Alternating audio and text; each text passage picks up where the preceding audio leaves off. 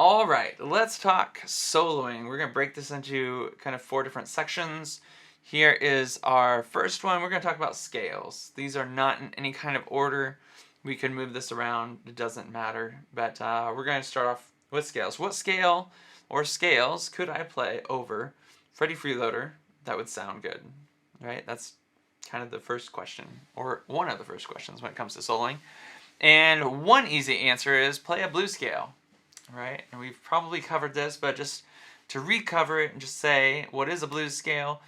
And you need to start with, what is a major scale? If you know your major scales, you can kind of manipulate that to create your blues scale, right? So if I know, for instance, our B flat scale, B flat, C, D, E flat, F, G, A, starts over on that root again, up above, right? What we're going to say is, my blues scale is my 1, skip the 2, play the 3 flat, play the 4, play a flat 5, so F flat or E natural, play the 5, the F, skip the 6 and play a flat 7, the A flat, or A flatted in this case, and then we are back to our root, right? And some would even say, maybe you should have the major third in there.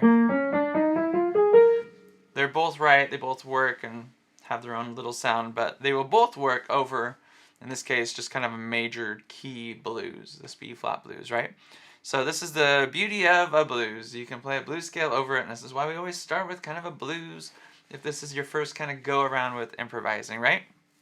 So, get the fingerings down. I gave you some on this sheet, and you know, once you get deeper into doing this, your fingering is going to change. It's going to move because you're going to make melodies and hopefully not sound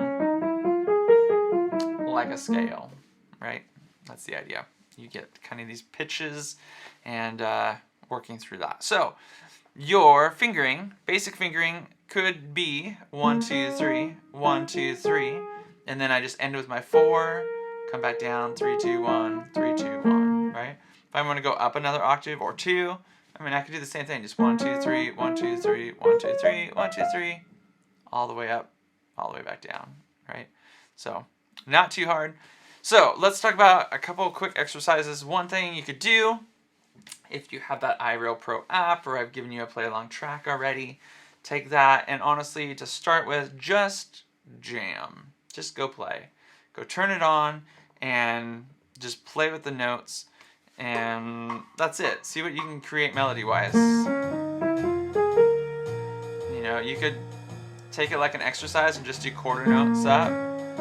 If you want to do that, kind of up and down, back and forth, take it up another octave, right? It doesn't really matter at this point. We're not saying, ooh, really follow the form, catching the form, know where my chords are. We do want to do that, but at this point, it's just go play with it, right? Just grab the fingerings, find your notes, go learn them, play the right notes, and build it from there, all right?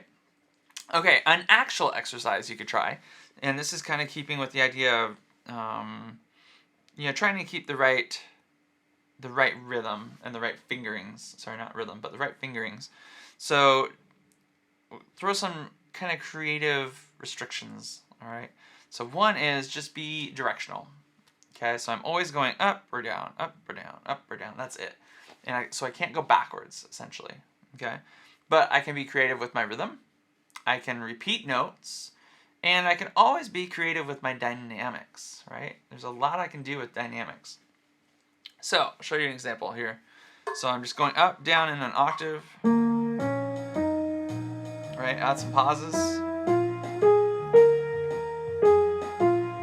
Maybe I repeat a note.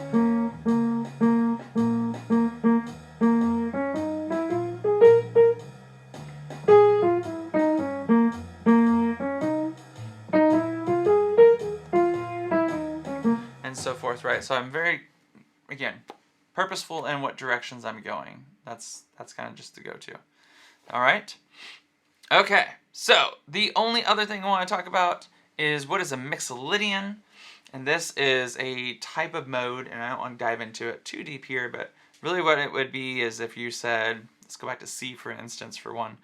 If I'm in C and I'm going from the 5th of that scale, G to G, right? They're all white keys because the key of C is all white keys. And that means if I'm relating it to my G major scale, because I should know my major scales, the F is lowered or flatted, right? So to make a Mixolydian scale, all I have to do is know my major scale and flat the 7th of it, right? Now this one is going to change per chord, right? So now instead of having that nice blues scale that fits over everything, now I've got to say, ooh, I got to know where or which chord I'm on to switch it, right? So my B flat blues scale, or sorry, Mixolydian scale.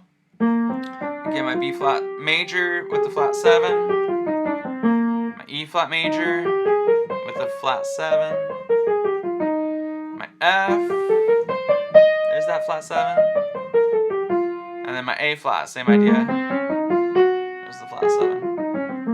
Right, so now I can take those scales or those, kind of scale tones, and I could play those over each chord, right? So my B flat, my E flat, and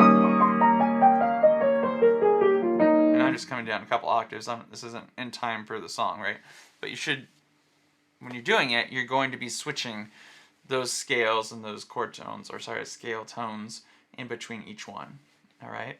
So I would start with my blues scale first and just play around with it, and then get into that one exercise I showed you, just kind of going up and down, up and down, up and down, and again, being kind of purposeful in directions, fingerings, and just, again, you're just building into it.